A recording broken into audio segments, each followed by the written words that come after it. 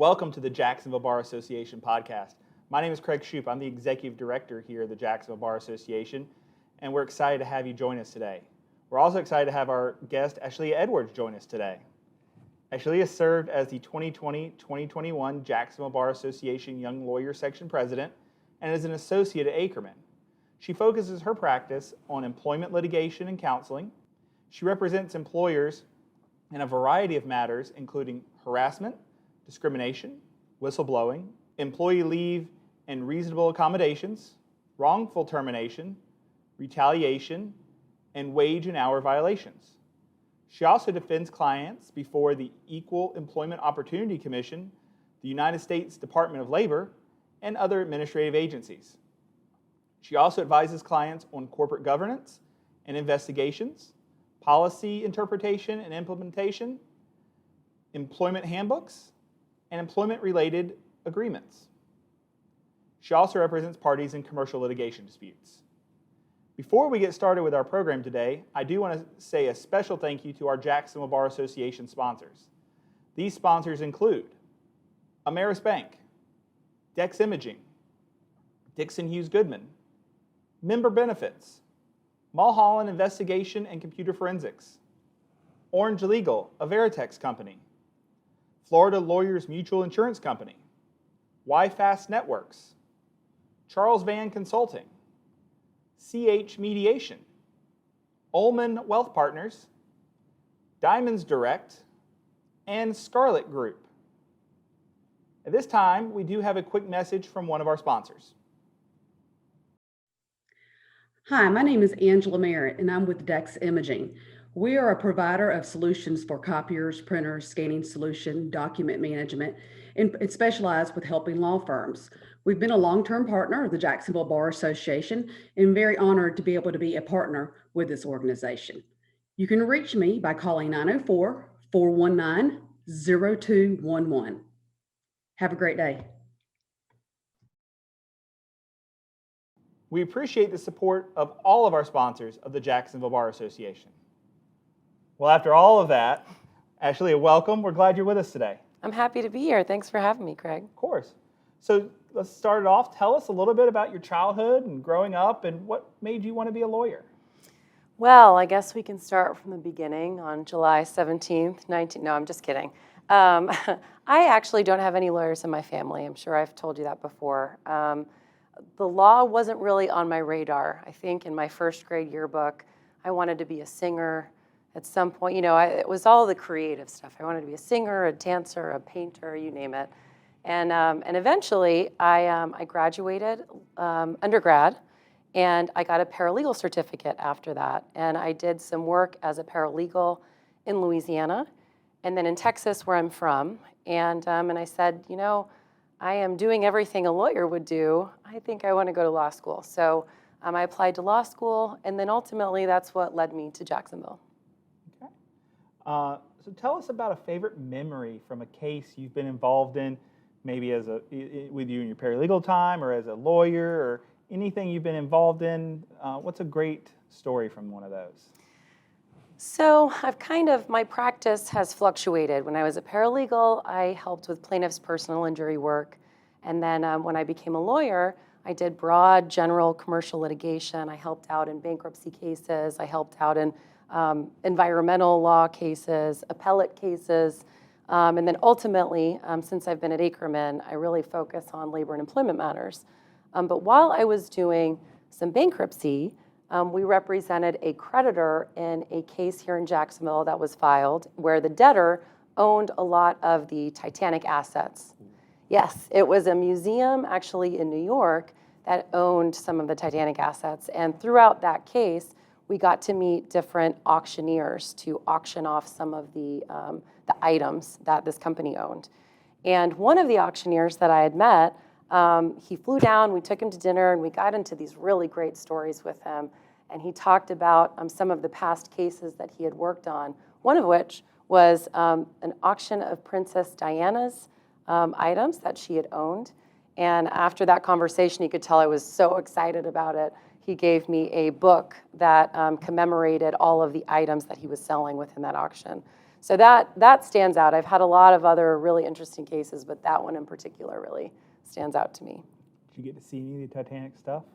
I didn't. I kept hanging around and lurking, probably where they didn't want me to lurk, but I didn't, no.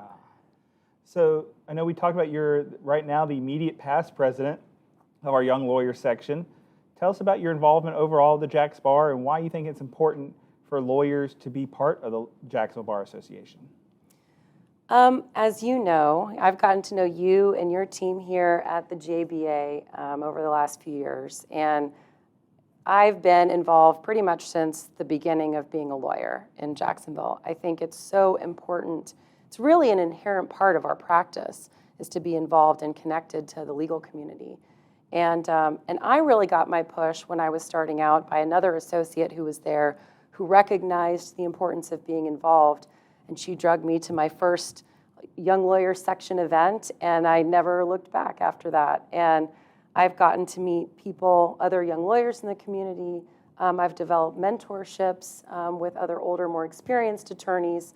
I've really felt like I've made an impact in not only the legal community, but in the community at large. The Young Lawyer section does tons of work for the community, different nonprofits throughout the year, and it really makes you feel like you're giving back on another level, not just in your practice, but also in the community.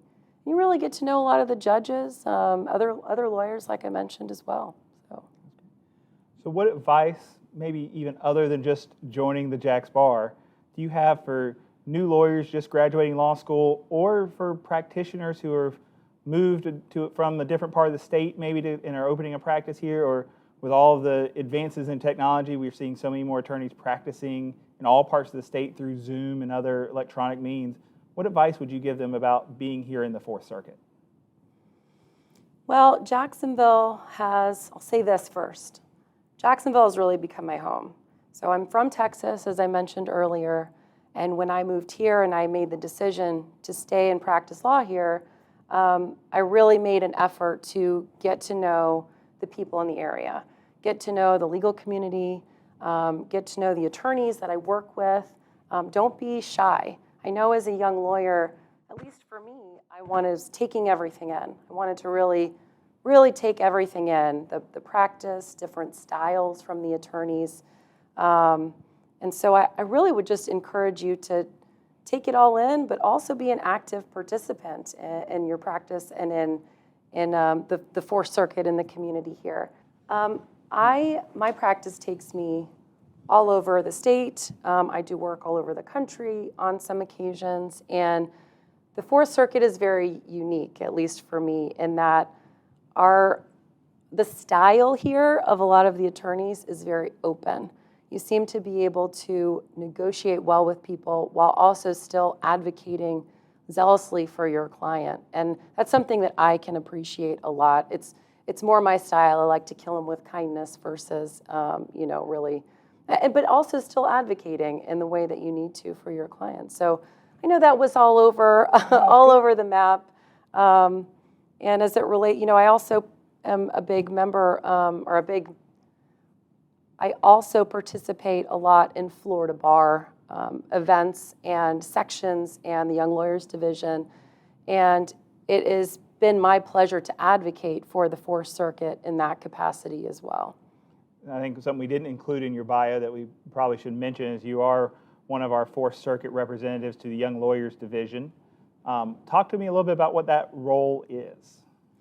Sure. So every circuit in the state of Florida gets a certain number of young lawyers who are elected to the Young Lawyers Division Board. The Fourth Circuit in particular has 2 members that are elected, and then occasionally there are also appointed members. So right now I'm an elected member, and then Valine Arena is another elected member. We have 1 appointed member, Sarah Morris. All of which Sarah and Valine are doing phenomenal jobs as advocating for the Fourth Circuit. But it really entails, throughout the year we go to meetings, but it's not just about going to the meetings. It's about really doing the work outside of the meetings. And this year I'm focusing a lot on the resources that the Florida Bar Young Lawyers Division provides for young lawyers. And a part of that is looking and listening to what the young lawyers need in the Fourth Circuit. And that includes professionalism-related materials, practicing with professionalism, basic CLE, the Florida Bar Young Lawyers Division produces all of those things.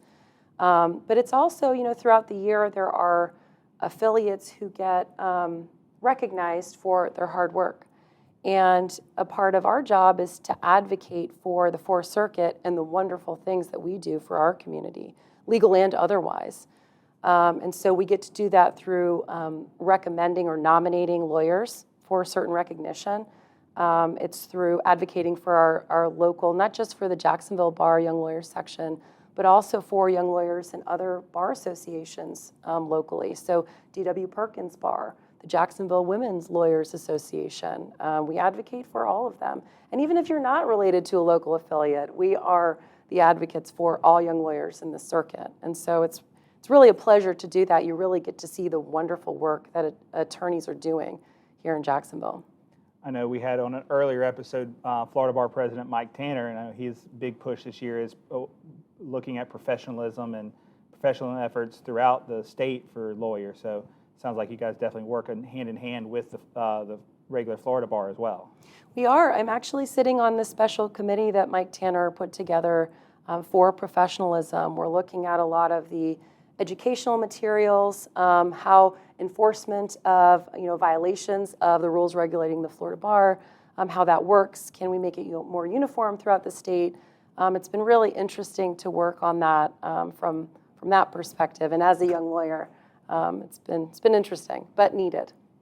So here you should probably see at the bottom of your screen a link to go back to Mike Tanner's presentation and interview with us. So if you want to check out Mike's interview with me and part of this podcast, click the link below.